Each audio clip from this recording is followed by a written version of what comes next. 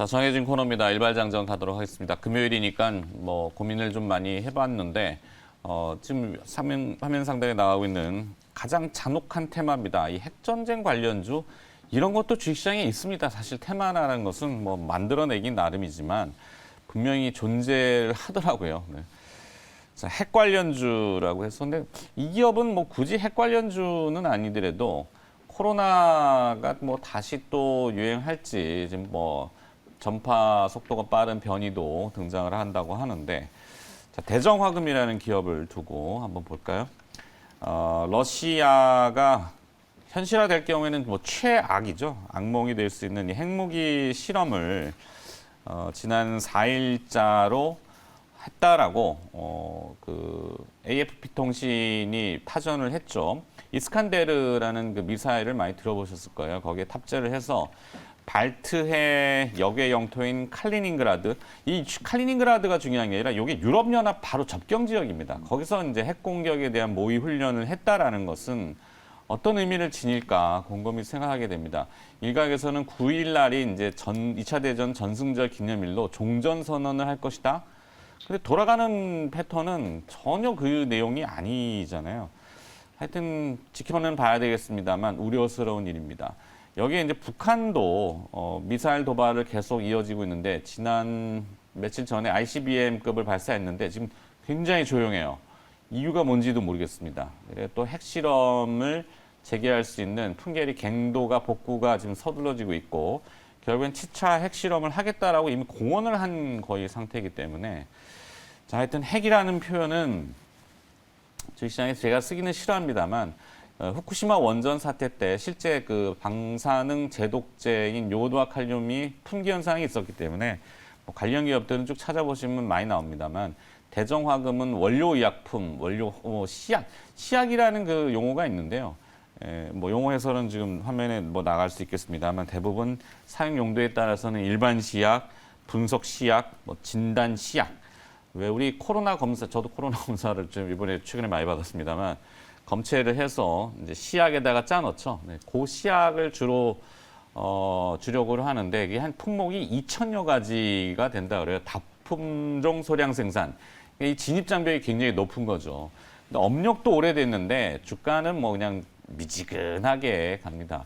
그리고 들여다봤더니 굳이 뭐 핵이라는 이슈가 아니어도 코로나 이슈와 또 연관성이 있고 실적 안정성, 신규 사업 성장성, 재무적인 안정성 다 있더라고요. 네, 뭐 이상한 기업이 아니에요.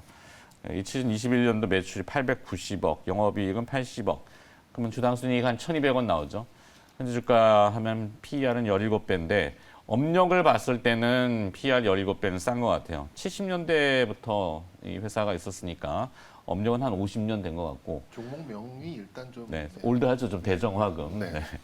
자, 시가총액은 1,500억 원. 회사는 주가에 별 관심이 없는 것 같은데 뭐 테마나 이슈에 꼭 무지 묶으려고 하는 건 아니고 현실적인 테마들이 있으니까. 자, 제 얘기는 여기까지. 두 분의 아이디어는 어떤지. 굉장히 오래간만에 들었던 종목이에요. 예전에 이제 그러게요. 코로나 초창기에 이제 백신이나 치료제 원료가 된다 그래서 이제 이 회사가 이제 고순도 이 화학 원료를 생산하는 업체다 보니까 이제 그런 원료 종목으로 분류돼서 뭐 이렇게 급등을 했던 그때 이후에 한 2년 만에 들어본 종목이라고 생각 들어요.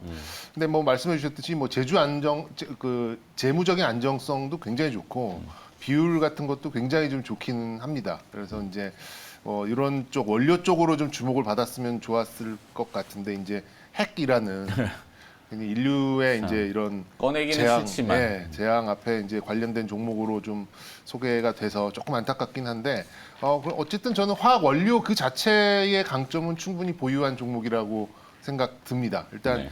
이 원료 업체들의 최근 실적들을 보면은 인플레이션 상황에서 일정 마진만 어느 정도 회복만 된다고 하면은 원료에 좀 특화된 그런 종목들은 가격 전가가 굉장히 손쉬운 것 같아요. 그러니까 소위 말하는 이제 유통주처럼 비싸게 들여와서 비싸게 팔면 되기 때문에 이 원료 업체들은 그래도 좀 인플레 상황에서는 좀 선방하고 있지 않은가. 몇몇 종목들 실적이 좀 잘 나왔습니다. 네. 뭐 송원사업도 그렇고 뭐 롯데 정밀화학도 그렇고 아까 뭐 동진세미캠의 그 뭐 동진세미캠 원료 그렇고요. 같은 것도. 네. 그러니까 뭐 원료주들이 이 하나의 좀 뭐 틈새 이쪽으로 좀 작용할 가능성도 어느 정도 있다 보이고, 그리고 요즘 시장에서는 꺼지지 않는 테마가 역시 좀 농업 쪽이에요. 농업. 비료, 뭐 농약, 에그플레이션 뭐 이런 쪽에 관련도가 좀 높다라고 하면 뭐 또 시장에서의 주목도는 또 유지될 수 있는 이제 그런 가능성이 좀 있어 보입니다. 전쟁은 지금 사실상 한 1년 정도의 장기화 조짐이 좀 나타나고 있어요. 그러니까 네. 주요 전투는 많이 끝났는데 어쨌든 지금 질질 끌고 갈 가능성이 좀 있어 보이고, 방산 업체들의 바라보는 시장의 시각도 조금 달라지는 것 같고. 그러니까 서방에서 이제 계속 우크라이나에 무기를 지원하잖아요. 그렇죠. 네. 그러다 보니까 철도 같은 데를 포격해가지고 무기가 못 들어오게 좀 당하는데, 그렇죠.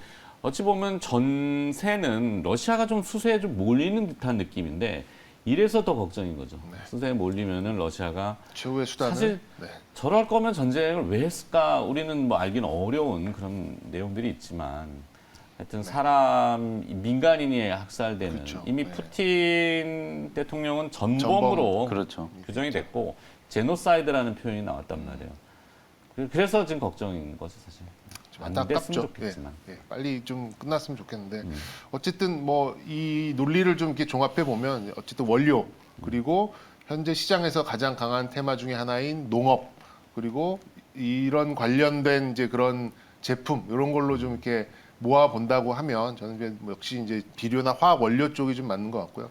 뭐 붙여드릴 종목은 아까 언급드렸었던 롯데 정밀화학 같은 경우도 굉장히 잘 나올 걸로, 계속해서 실적이 잘 나올 걸로 생각이 들고, 네.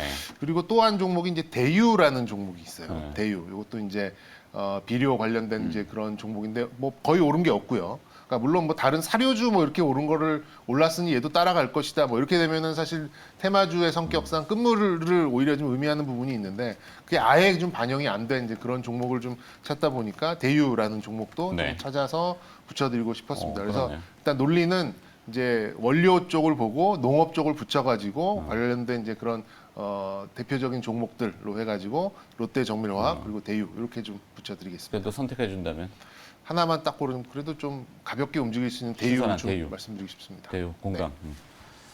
친환경 공감? 친환경 비료? 네. 아, 왜냐하면 저 대유를 저도 이제 집에서 격리돼서 있으면서 시세를 봐야 되니까. 변동성은 좀 있는데 예, 좀 끼는 있어 보이더라고요. 그러게요. 네네. 수요일 날은 좀 시세가 좀 꺾였는데 화요일 날은 강했고. 네. 그죠? 목요일 쉬었고 이제 금요일 됐으니까. 자, 김현 매니저는. 네. 대정학은 되게 진짜 좀 탄탄한 기업이에요. 굉장히 말씀하셨던 탄탄해요. 것처럼 네. 재무적으로 이게 뭐 흑자가 아주 오랜 기간 동안 계속 좀 이어지면서 주 거래 기업이 LG화학, 뭐, 그렇죠. 그다음에 뭐 이런 대기업들이 네. 주 거래처기 때문에. 전방 고객사를 아주 탄탄하게 지금 갖고 있기 때문에 잉여금이 지금 상당히 많거든요. 근데 이제 사실은 뭔가 이제 좀 시장에서 좀 핫하게 느낄 만한 이제 새로운 이제 이슈들이 별로 좀 없고, 아무래도 이제 분자 진단, 치약 이쪽이 이제 2020년에 빅사이클이 한번 있었다가 그 이후에 되게 조금 침체잖아요. ST판 같은 이런 종목들도 마찬가지고. 근데 이제 최근에 조금 이제 그런 기업들도 기관 외국인들의 이제 저점 매수가 조금 시작되고 있는 그런 분위기가 좀 나오고 있기 때문에 뭐 대정학업 자체로만 좀 봐도 좋을 것 같고, 뭐 말씀드렸던 것처럼 이게 오늘 이제 이슈가 결국 이제 인플레이션과 관련된 이슈로도 연결이 좀 되고, 분자 진단, 치약, 그 다음에 또 결국은 방산. 저는 이제 네. 좀 방산 쪽에 이제 좀 포커스를 두고, 전쟁이 이제 예상보다 훨씬 더 좀 길어지고 있잖아요. 러시아가 아무래도 전쟁이 좀 장기화되면서 이 극단적인 또 뭔가 이제 좀 방법을 쓰지 않을까라는 거에 대한 이제 세계 이제 정상들의 이제 걱정이 많이 이제 있는 상황이거든요. 그런 와중에 이제 핵무기 이제 실험을 했다라고 하고, 또 북한에서도 대륙간 탄도 미사일을 쏘고, 또 네. 지금 다음 주에 이제 우리 대통령이 이제 취임식이 있는데 그 전후로 또 북한이 또 도발을 할지도 모르겠다. 이런 그러게요. 얘기들이 지금 나오고 있는 상황이라서 네. 비단 뭐 분단 국가인 우리나라뿐만 아니라 전 세계적으로 지금 유럽 지역에서 고조되고 있는 지정학적 리스크 뭐 이런 것들을 좀 감안하면 방위비 증액에 대한 이슈들, 거기에다가 또 일본까지도 지금 가세를 하고 있잖아요. 뭐 이런 부분들 때문에 방산 기업들은 이제 계속해서 좀 좋아질 거라고 보여지고, 여러 번 강조해드렸지만 뭐 LIG 넥스원이라든지 한국항공우주, 그 다음에 이제 퍼스텍이라든지 빅텍 이런 종목들을 좀 보시면 될 것 같다라는 생각이 좀 들고요. 픽을 좀 해보면 뭐 오늘은 항상 LIG 넥스원을 픽을 했는데 오늘은 한국항공우주 주가가 좀 올랐지만 네. 네, 더 간다. 어. 이제 시작이다. 뭐 그런 관점으로 한국항공우주를 픽을 한번 해보겠습니다. 그러게요. 우리 코너에 약간 그 페르소나 뭐 이렇게 표현하나? 뭐 네. 정유미 선생님 잘 쓰시는 애증의 종목이 애증의 종. 이제 드디어 시작되는 한 네. 1년여 만에 이제 1년이 상승 랠리가 이제 늦춰졌어요. 시작되는 것 네. 같아요. 네. 편애를 했던 우리 편애를 한국항공우주 카이 잘 될 것 같습니다. 네. 자, 일반 장전은 여기서 마무리하도록 하겠고요. 대정화금, 대유, 뭐 한국항공우주.